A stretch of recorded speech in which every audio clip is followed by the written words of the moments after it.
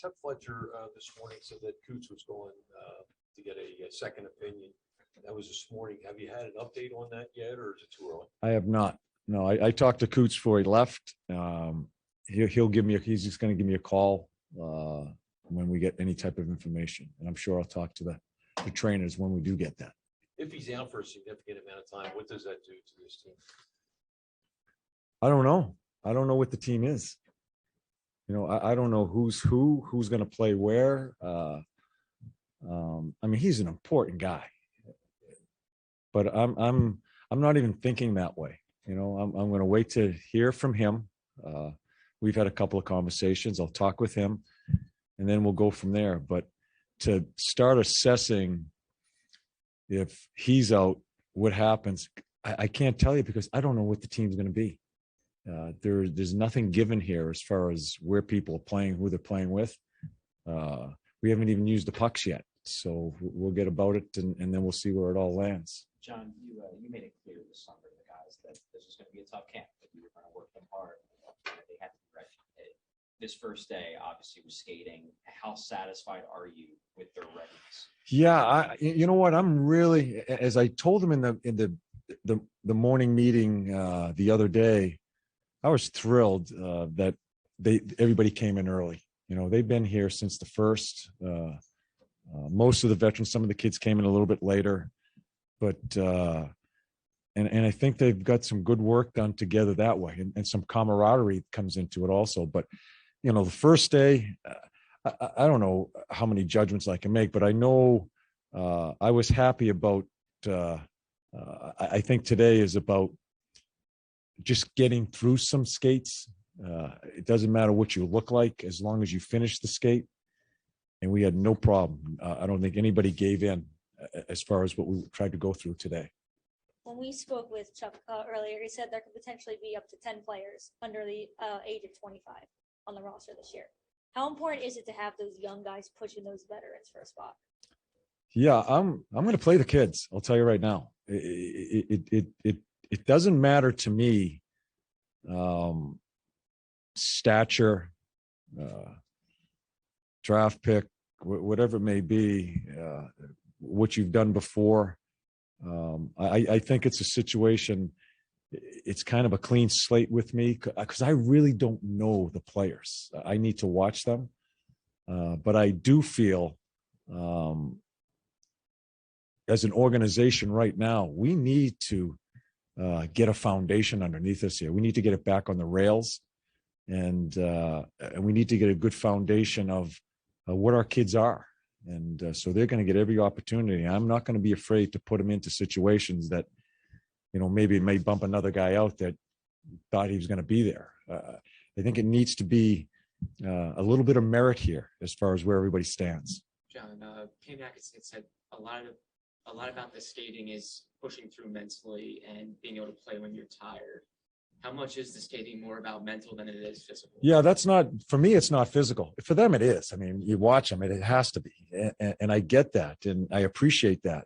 But for me, I'm watching the mental part of it. I think we've talked, I'm not sure how many guys I've talked to, but a lot of the camp here, there's, for me anyway, especially with a new team, there are going to be mental and physical tests when they don't even know it's happening, you know, and but I was really happy about how the guys handled themselves today. You just talked about nobody giving it.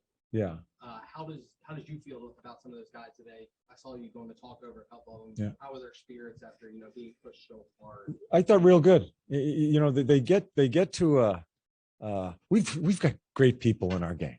You know, we've just got solid people, and you know, there's times where they just kind of group together, and they don't want to be broken. And the things we're trying to accomplish, especially with these skates, and there's going to be harder skates than today as we go through camp. It's not to pound our chest and just bury them. We want to test them, and it develops a camaraderie. It develops, they kind of look at you like, you're not going to get to me. And I think that's the attitude we're trying to develop, is a will like I looked at Nick Delorier today when we were probably 2 repetitions into the skate. And I went down to Shaw's. I said, shit, Shawzy, I'm not sure what's going to happen here with Nick. And I was serious. And I watched that guy, and he was ugly as hell. But he got through it. He never stopped. He finished to where he was supposed to finish. And I went to Nick after. I said, I hope some other guys saw that.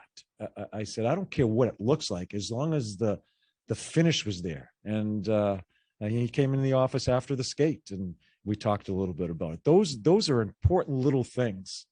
You know, it's not a goal. It's not an X and O or a great defensive zone coverage. It's just a little mental toughness that he showed. And I think that is something that people need to draw off. John, Kevin Hayes is a guy who's already going to have a big role in this team. If Sean's going to be out for a while, can you depend on him to play those first line minutes, those hard minutes on the power play, on the PK at 5-on-5? Is he a guy that you see being able to fill that pretty big role? Yeah, I don't look at it that way as far as Sean being out, because I don't know if he is or not, you know, and I don't look at, I haven't penciled Sean in as the top center or Kevin. Kevin's a huge part.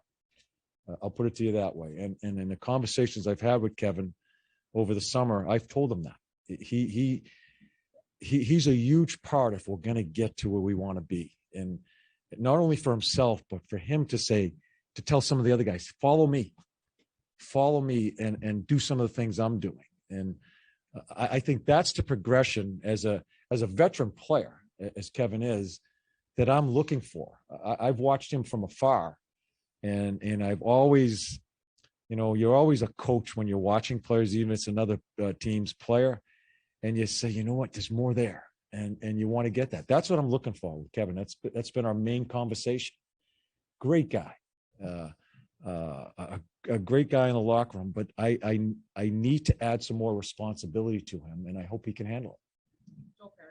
His way back from spine surgery. He participated in your conditioning today. Just based on your initial interactions with him, what is his mindset? What are your expectations for him? Yeah, he's got a pretty funky injury there. It's only 2 people, him and Jack Eichel. And I think the big thing with Joel, for me, I don't know him. I've watched him from afar. In my mind, he's a pretty important guy for us, because I can think it can set me up a little bit as far as where the balance of the lines are. And I love his willingness. I mean, in watching him just, you know, last year when I was doing that ESPN stuff, or just watching him over his career, I love his willingness. We need to get him stronger. You know, he's still growing, but like I've told Chuck right from the get-go, as I've watched him play and I look at our lineup and you kind of project it a little bit, he's a pretty important guy as far as getting other pieces to the puzzle where there's some balance into it. So, you know, we keep our fingers crossed. It's going well with his rehab and all that. He won't participate in the scrimmage game tomorrow, but he's going to do everything else with us, the practicing, the skating, and whatever else comes their way. John. Going back to Sean Trey, I know he was one of the players that you if he does have to sit out for some time, I guess what were your impressions of him, and how do you want to keep him involved with the team? Yeah, he's been a big piece to this year over the years, and but he's another guy that I was expecting more out of. And again, I know you guys have to go that route as far as him being out. I want to wait and see. Yeah. But Ryan Ellis, you know, Ryan Ellis is here. I want them around. I think as a coach, at least this coach, you're always concerned when there's guys that are out. Like Ryan's going to be out for a bit. You know, I don't think he'll be ready to go. But you don't want to ostracize him from the team, and I don't think he wants to be either. So, as a coach, you got to find an area where he can help out or be around us. But I also run a fine line, as I don't want a lot of injured players around the healthy guys. I try to keep them separate. So those are situations as we cross them, we'll try to handle the best we can. But John, yes, sorry, I didn't mean to interrupt you. No. Anisimov, you've had the experience with him, Yes. obviously, and how much input did you have in bringing him here? And what do you think he has going on? yeah, I didn't see him play last year. I had already in New York, a young guy, just a terrific man, family man now, a really intellectual player. He's very good positionally, can play up and down the lineup, can kill penalties, can play center, wing, good teammate. I don't know what he is right now. But when Chuck asked me about him, and Chuck did, we had conversations. I said, there's a lot there that interests me about him because of the versatility of him as a player in all positions, and he's an intelligent guy. So I don't know where it all goes. It's a center iceman. Everybody's looking in this league for center iceman, and so why?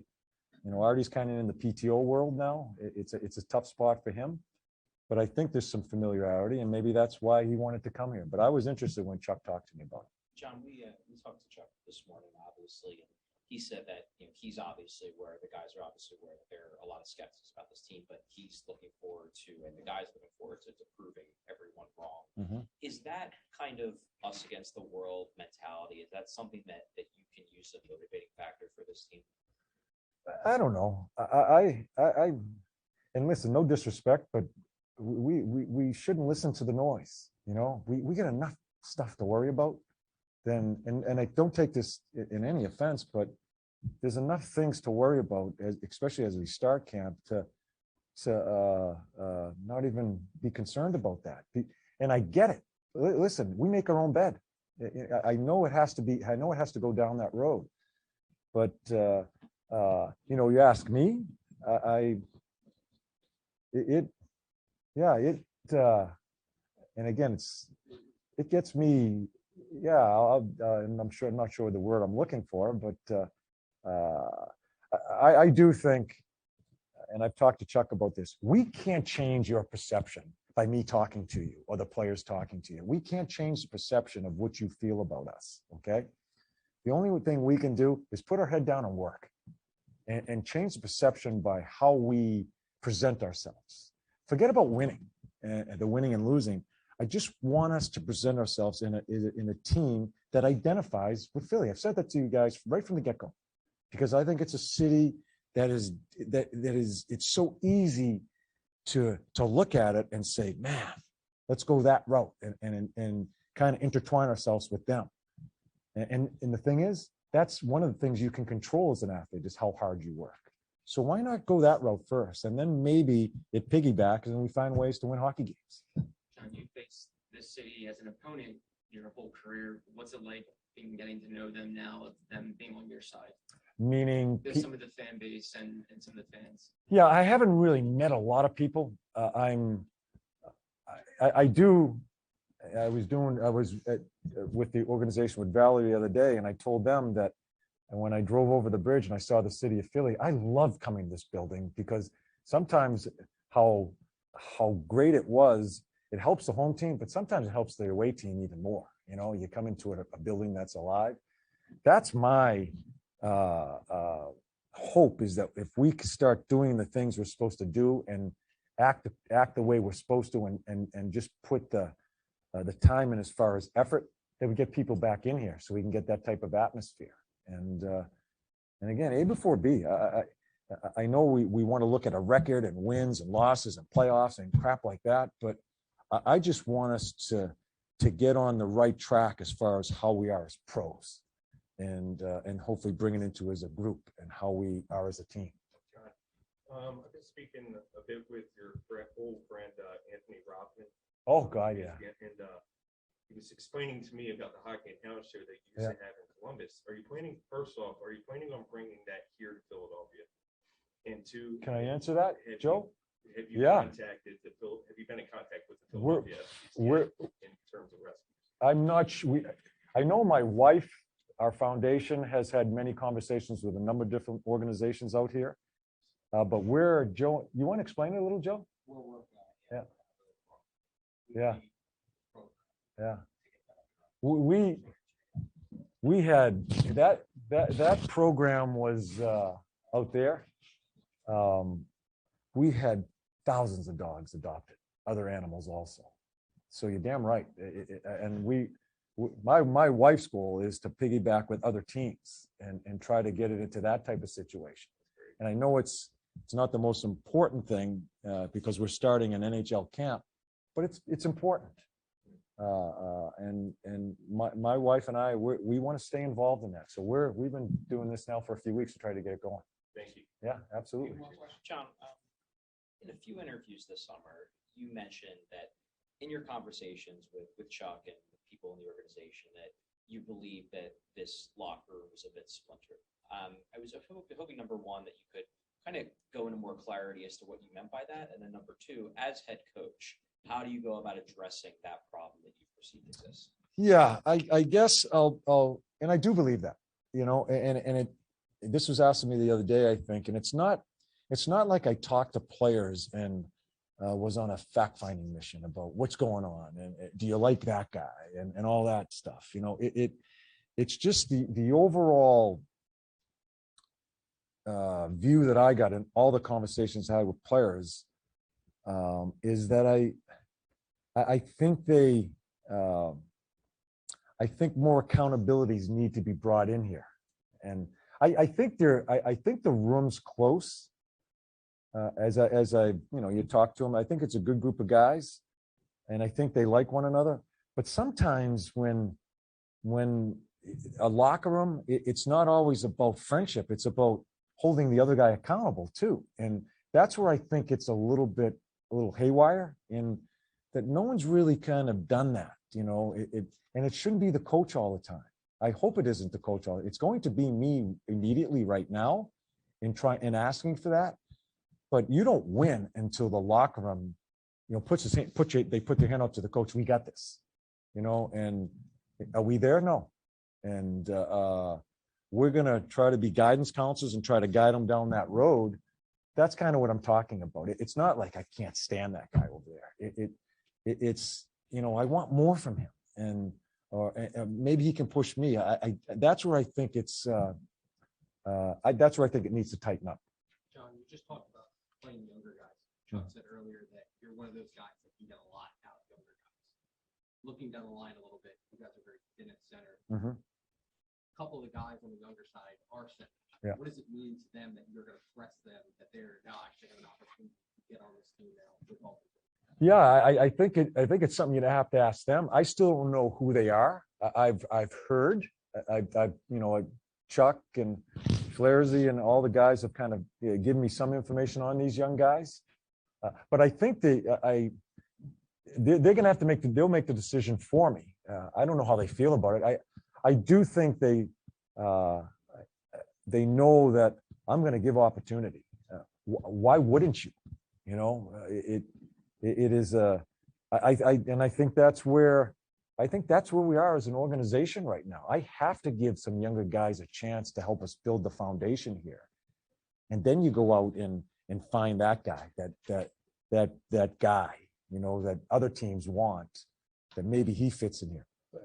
We can't do that right now. We need to build it first. And that's where it comes with the youth. And, you know, the door's wide open. It's a 61-point team. So the door's wide open, and we're going to see who fills it. I have no idea who is going to, because I don't know who they are yet.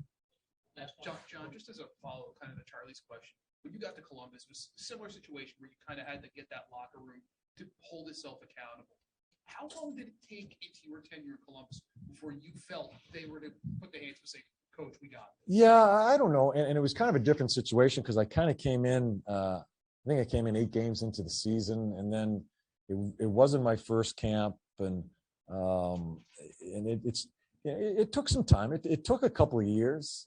I think one of my biggest strengths is when you go through these tests and you go through, you know, the exhibition, and you start your season and you see what people are, see who they are, see the willingness or lack of. I think I'm good at getting, you know, some of the stuff, maybe that's not the right guy, you know, and finding out that type of stuff. And that's how you kind of fill it in. Maybe we need to look by this guy. He just doesn't fit here, but that guy does. And that's how you kind of go about it. It's tough to put a timeline on it.